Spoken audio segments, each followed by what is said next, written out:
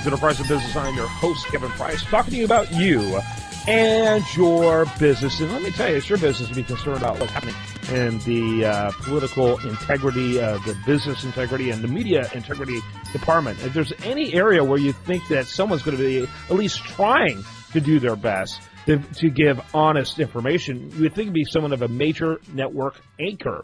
But clearly that wasn't the case recently with Brian Williams, who for over a decade has been lying about an incident that never took place.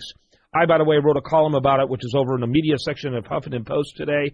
It's also at usdatareview.com. But I also wanted to get insights on a true business leader, someone who helps businesses not only in terms of efficacy and efficiency, but integrity and ethics, which is Tom Taormina, and he's with Apollo Business Solutions, and he's a regular contributor on The Price of Business. I asked him to chime in. How are you, sir? Top of the morning, Kevin. I'm great. How are you? Good, thank you. What did you think about how this is all unfolded? Just another chapter, isn't it? It's just incredible. We've known forever that the mainstream media has had a liberal bias, but it's interesting to find out that they don't even have any personal integrity. Nope, not at all, not at all. So what was your immediate thought that came to mind when you heard about this unfolding? When he chose to launch that path of making up stories to build his creds, it's exactly what I find in the business world on almost a daily basis, especially in my work as an expert witness in products liability. There is no integrity among business leaders. They choose a path of rape, pillage, and burn, and at the end of the day, their scenario is to sell the company before someone catches on. And isn't that what we're seeing here again? I got to get my ratings up. The book is everything. Yeah, that's exactly right. And in fact, I think in spite of the negative slack, I actually think NBC is going to see this as a ratings bonanza. Just out of morbid curiosity, people are going to show up to watch Lester Holt for a while, and just say, oh, wow, I wonder what's going on with Brian. I wonder what Brian feels like watching Lester Holt. And, and frankly, Lester Holt is probably, I hate to say it, I love Brian Williams as an anchor. He's articulate, he's charismatic, he is self-deprecating. I like him as a host, as an anchor. But frankly, Lester Holt's probably the second best one out there of the current lot that's out there that changes constantly. It's like disposable anchors. I remember where anchors were on forever. But I am impressed. David Muir, I guess, is on ABC. I have no idea who's doing it on CBS, and he's been there for like a year and a half. But it's very odd to watch. The whole thing is very strange. Well, my cousin is the lead writer for CBS Evening News, so I'm kind of hoping that standard is pretty high. Why just embellish stories just for ratings? It's part of our new morality. There's no compelling reason for us to be honest with one another. It's just much easier to live I call it leader vicarious, where people live through each other instead of their own accomplishments. Wow, that's well put. Well put. And I'll give this much to CBS. Dan Rather was fired rather quickly. And frankly, I don't think Dan Rather's actions were as heinous as what Brian Williams has done. It's almost like a mental health issue when someone inserts himself in a situation like this. What kind of delusions are they living under? At least it was a hit job on the part of Dan Rather that he didn't put himself in there as an eyewitness to. It's really bizarre.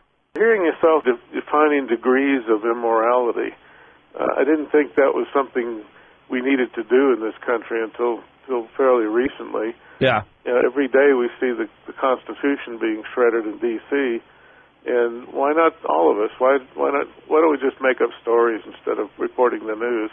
I was one of the victims of Fox News being taken off Dish Network, and I got to surf the channels for a couple of weeks, and I was absolutely appalled the level of journalism on the other cable networks. They were entertainers. They weren't news people. Yep, absolutely. Yeah, I would say both networks mishandled it, but I would say one seemed to handle their heinous act better than the other. What's going on with Brian Williams? Honestly, I think Brian Williams is going to be back in the anchor chair, and that to me is just shocking. What are the degrees of morality?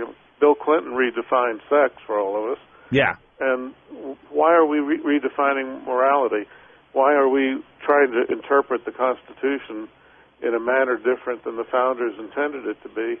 it's not a generational issue, it's a moral issue. Yeah, that's a good point. I agree with that.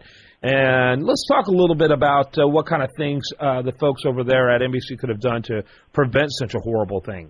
I have no clue as to what goes on in a news prep meeting other than what you see on the media, but the fundamentals of journalism are to report the news, not to make it.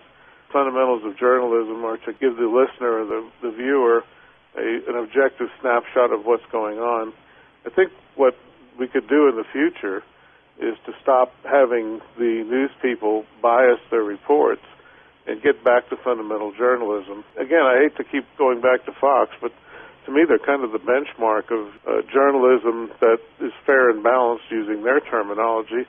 But it really is. You seldom see one pundit on there from one party. It's always one pundit from each of the parties.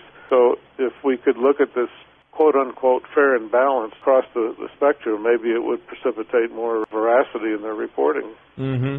And in retrospect, hindsight is always, 2020. But immediately upon hearing this, because let's face it, I think the part I find even more disturbing is that they've known about the story and it's literally evolved. If you look at my articles at Huffington Post and USA Daily Review, you'll see how it evolved over time. Here, just a few weeks ago in December, they gave him a raise and another 5-year extension, even though they've heard about this story now for how long? The guy makes $10 million a year, yet they couldn't vet a story like that. What does it say about a network?